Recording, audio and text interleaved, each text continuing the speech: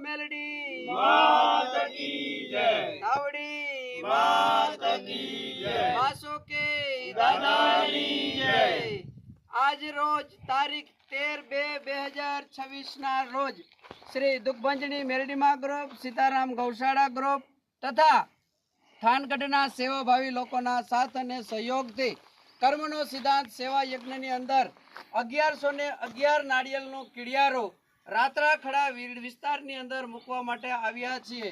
તો આ કીડિયારો છેલ્લા લગભગ 3 વર્ષથી દર મહિને 1100 જેટલા નાળિયેરનો કીડિયારો પૂરવામાં આવે છે।